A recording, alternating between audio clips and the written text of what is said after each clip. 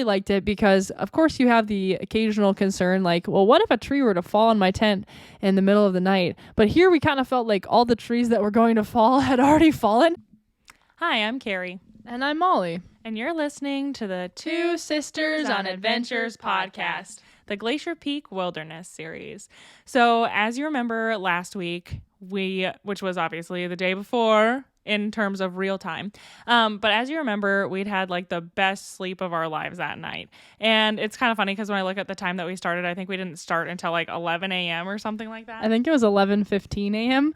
And Carrie and I, we were like, well, I'll tell this story now or later about when we were like getting ready to go, we saw these people like walking past us and we like waved at them. And then later we like actually met up with them and they told us that they saw this group of people like breaking camp super late in the day. And we were like, oh, that was us. And at the time I remember thinking they were exaggerating, like, oh, you guys were starting so late. But then when we looked at our Suunto app and saw we didn't get started until 11:15 a.m. on a backpacking trip, that's pretty wild. But we were so tired. Well, plus we also knew that we only had to go like about, Molly said it was 11 miles and I wrote down 12.26 miles. So I'm not really sure where the discrepancy is, but it was only like 11 to 12 miles. And honestly, on this trip, we were able to keep a pretty good pace of like 2+ miles per hour with all rest breaks included. So it was like we knew we only would have had to hike for another 6 hours, and that's still well within daylight hours when you're doing this in like the end of August. So it really was kind of something where we didn't feel like a big rush to get ready that morning. Plus, as I said, I mean, I was dead asleep that night. I don't know if I even like woke up until the next morning. And normally I wake up with like my arms numb or something from weird way I was sleeping. In the tent. Yeah, like in the tent. No, like I'm outside of the tent with my arms numb, and I'm like awake. Every single night your arms are numb. Well, yeah, inside the tent. Yeah. Anyway, so we finally woke up, and I feel like that morning was such an exciting morning for us because we finally realized that we could put blueberries in our oatmeal. Sorry. Yeah, we're calling them blueberries. Blueberries. Well, and real quick though, did we do like a 12-hour sleep in the tent or something like that? What do you mean? Like how many hours did we sleep? According to my watch, 13. That's why I keep saying a 13-hour sleep. That's the first time I listened to what you said. Yeah. 13. And the most amazing thing about this whole trip is I think that we were in our tent like sleeping from anywhere from like 10 to like 13 hours every night.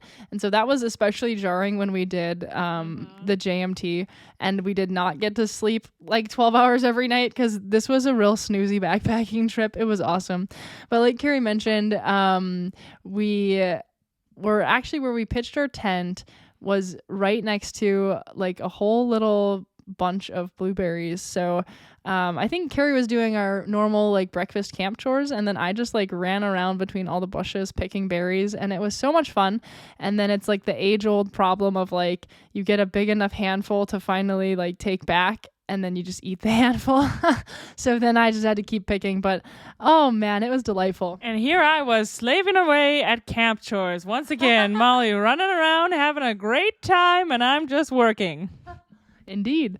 So anyway, was this the time that you got a rock in your oatmeal though? Because I feel like this was the trip where you first started having gagging problems with oatmeal because of the phantom rock thing. Was that this day or was that a different day?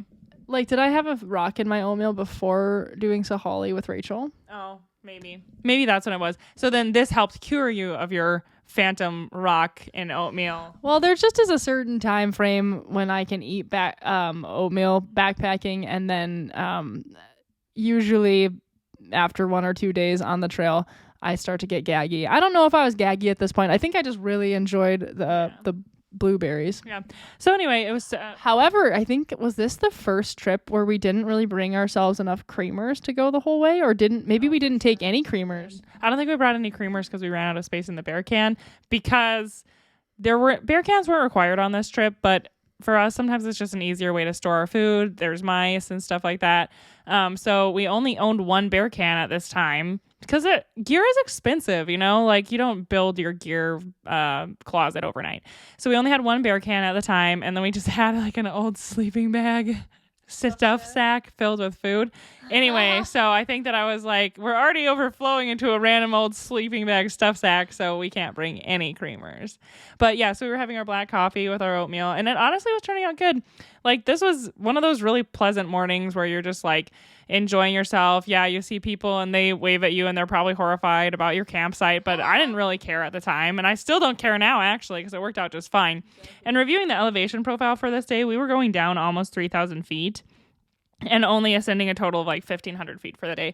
So I think that's really why we weren't all that concerned about getting an early jump on the day. It just was like, okay, it's going to happen when it happens. And I do remember that our tent was kind of becoming a little bit damp because it was like in a cloud basically all night. So I remember we were like trying to dry it out in the wind, and it was a little bit cold, but we were like, oh, certainly the fog will lift today. And so it'll just be a beautiful day with a bunch of really good views. So we finally got ready to go, and we're going to leave camp. And it's kind of funny because I have a video, and I'll post it, of putting on my pack. And we still weren't used to having such heavy packs, like the 7 days worth of food. And so one thing about, I had the REI Flash 55 pack, which I liked quite a bit, but it didn't end up meeting our needs for some other backpacking trips we did. But I remember, like, every time I tried to put it on, my arm would just like get caught in the what is that called? The backpacking strap.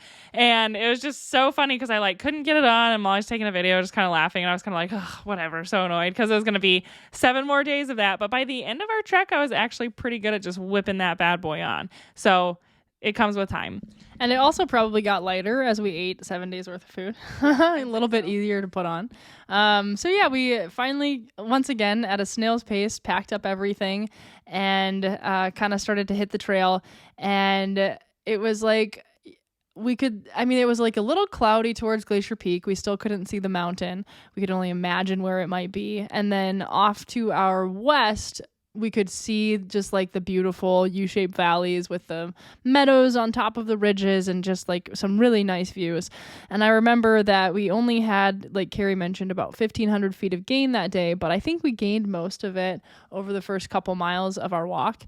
And so I just feel like, I was expecting that day to feel a little easier because it was supposed to be going downhill and we had 13 hours of sleep the night before.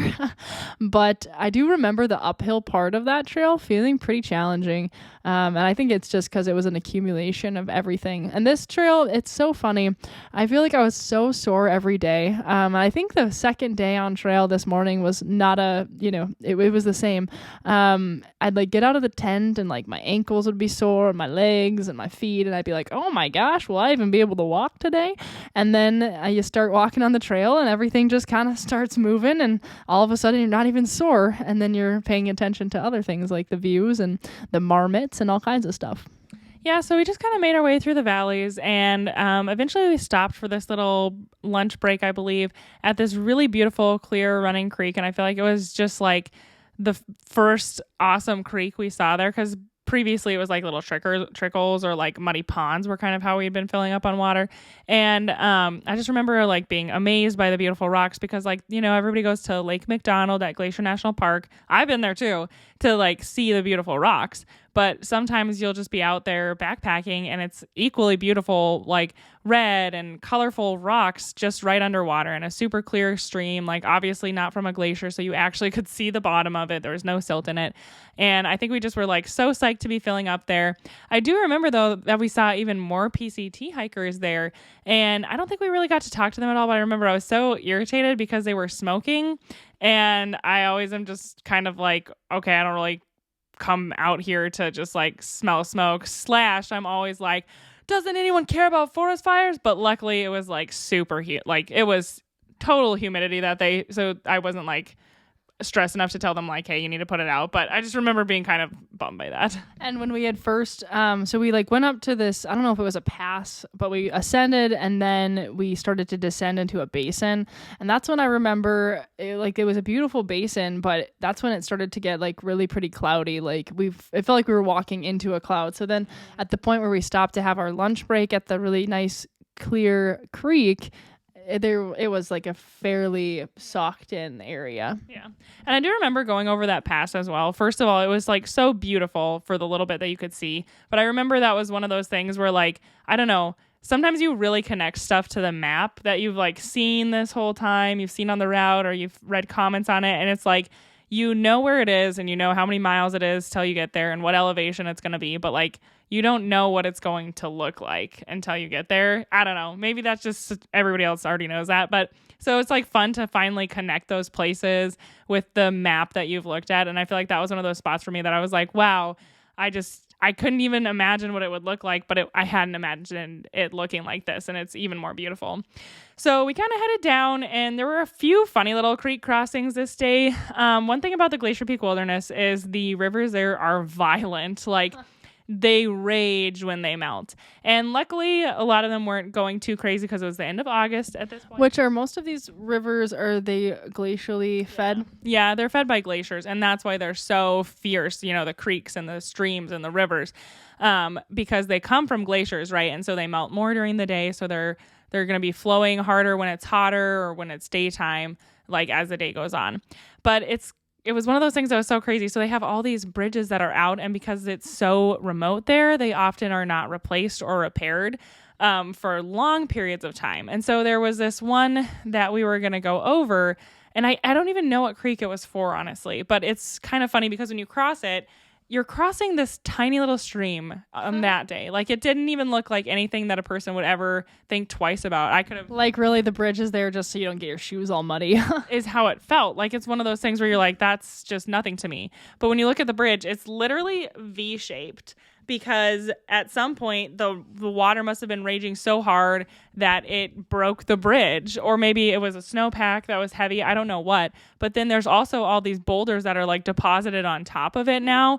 And so you know that at some point something was flowing hard enough to bring the boulders up on top of that. And I don't think it was an avalanche, because the trees were all standing and everything looks fine. But it's like, that's always such a crazy reminder that like those streams actually are so powerful at times. And also, I remember on this trip, we kept seeing different areas where there would be like the markings for if you were cross country skiing.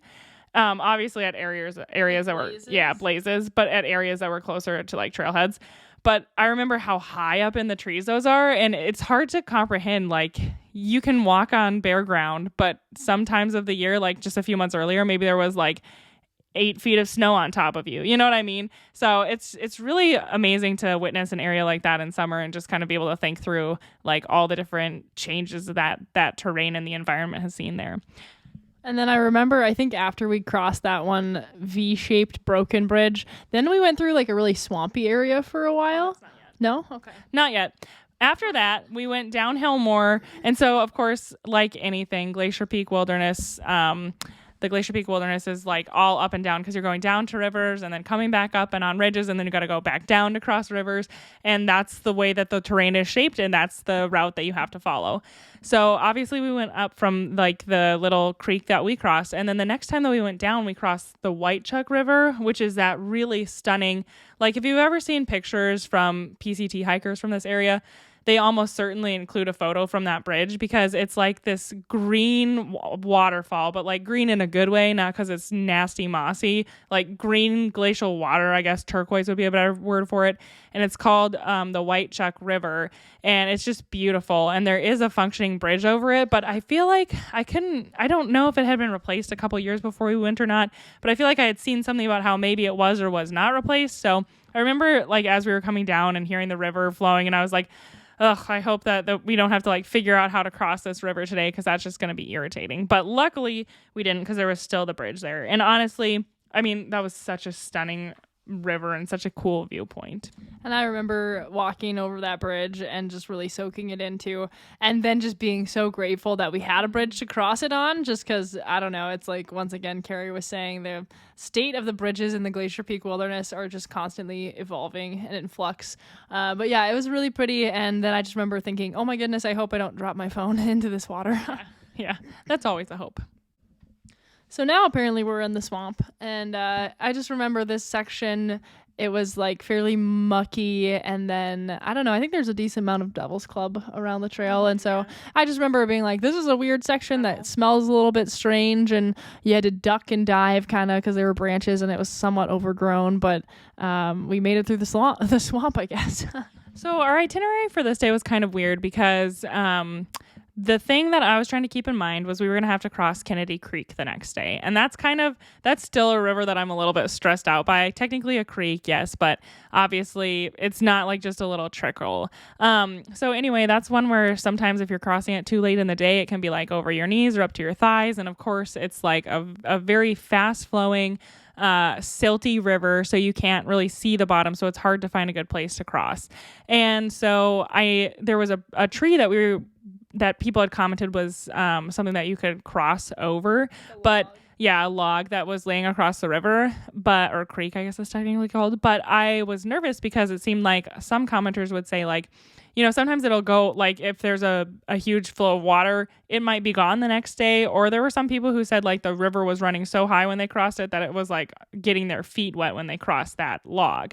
And so my whole goal was to be able to cross that as early in the morning as possible. But there were only a few campsites that I could tell were there from the map in proximity to that. And so I kind of had decided I wanted to camp at the one that was absolutely the closest to it, although it was funny because that one apparently had a bunch of trees that fell during the wintertime, like during a storm the previous year. And so it was funny. This is where you can like only trust far out comments so much, because a lot of people were saying like, this campsite's totally demolished, just down trees, it's a mess, you can't stay there. So then I was thinking like, okay, well, if we can't stay there, then do we have to go backtrack? And then other people were commenting like, if you're not picky, you'll be totally fine. And so we were keeping our eyes out for campsites. And so we went through this like muddy, weird trail area, and we were getting close to one of the campsites, like the only other campsite. And I thought, I just really don't like it here, because it was like, that's actually pretty much the only area of the Glacier Peak Wilderness where I would say I don't like it here. Yeah. But there was like mosquitoes and all that kind of stuff that, I don't know. That's not really my vibe. And so I remember that Wait, you don't love swamps and mosquitoes? That's like not your vibe? It's hard to believe, I know. And so we kind of popped out of like our weird tree mud tunnel. And I remember we saw there was like already 4 people camping there. And I was like, yes, there's no space for us. Like, I'm sure if it was like a desperate situation, we could have squeezed in, but it was also still kind of early in the day, which is just funny because we started our day so late anyways. And that's something that's kind of surprising when you're hiking along the Pacific Crest Trail, is there are a lot of campsites, but it's not uncommon for most of them, if not all of them, to be full at a section, especially when it's a busy time, like for us being in August and everyone's trying to make their push to Washington. So that was just something interesting to consider. So we continued on to the next campsite. And when we got there, it's like, ooh, you're feeling nervous. Is it just going to be a tangled mess of trees? Because we have been in areas where like literally there'd be such large, massive tree trunks just uprooted. It's like you can't tell what's what. And honestly, it was just like trees were across the trail, which is fine. I can step over them. And we found this really great campsite, honestly, like by this beautiful, it's not a rock wall, obviously, but like just rocks that were like stacked super high by Mother Nature, not by us, or by people. And then like, I don't know, it was just such a cozy, beautiful little campsite, and it was like getting super misty and foggy. But sometimes I feel like when it's really foggy in the woods and it's sunny still, somehow it like lights up the woods, so they're like almost a more fluorescent green. So we were super psyched about that place. The only thing that I will say negative about it is there was allegedly a pit toilet somewhere, and I never ever found it. I just had to use like one of the weird like spots where obviously no one was ever going to camp because it was so like uneven of ground, and I just had to use that in the morning. But other than that, it was a perfectly good campsite. And it was funny because the person on Far Out who was commenting on it was like called Pizzabrik or whatever was their name. And I remember that someone commented like, at risk of running afoul of Pizzabrik's disciples, like this can be a good campsite. So I would run afoul of them, I guess. In fact, thinking through some of my favorite campsites I've ever been at on backpacking trips, I think this one would be up there in like the top 5. And it was just like where we pitched our tent was just like such soft, I think it was dirt, but then there was like moss kind of all around it. And it was just like a very pleasant place to pitch a tent. And so then I think at this point we had pitched our tent and we were just kind of trying to get things situated. And is that when we saw a creature coming towards us? Yeah, Yeah, it's kind of weird when you're out in the wild and then all of a sudden you see a four-legged animal just rushing towards you and you're like, whoa, what's going on? But it was this dog, and it was funny because it seemed like it was all alone. It was obviously not on a leash, and it was like just hurtling over all the logs, like just leaping over them. It truly looked like it was having the time of its life, and what made it even more funny to look at was it had its own little pack and like a funny looking dog toy that had clearly been chewed and loved by a dog, bouncing around with every leap it took, and it kind of just went down the trail past us, and we were kind of like, what? Like looking at each other like, did we both just see that? And then it comes back, it just comes going back the other way, and then eventually we see it come up with this PCT hiker who wore a kilt, who I think was actually called the Wandering Kiltsman, which I don't know if we learned that. I don't think we learned that till the next day. But so that was kind of fun to have a PCT hiker there, and he kind of looked around and found a campsite that he thought suited him. And I don't think we visited very much because I think he must have just been tired and ready for bed. We visited more with him the next day. But yeah, his dog was just like pumped to be on trail, and he said that it was kind of funny because like his dog is just like ready to go all day.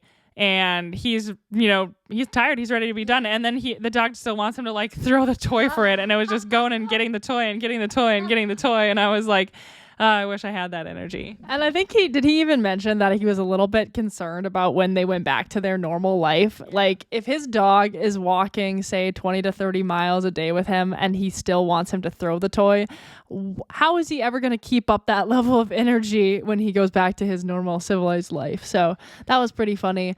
And then I think were we looking around to try to find the demolished toilet when we met some other people?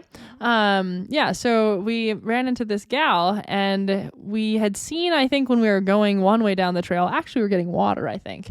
We'd seen 2 tents pitched in another pretty nice campsite area. Honestly, I love this area for camping. Oh, I know, I do. And Carrie and I really liked it because, of course, you have the occasional concern, like, well, what if a tree were to fall on my tent in the middle of the night? But here we kind of felt like all the trees that were going to fall had already fallen because it was about 75% of them.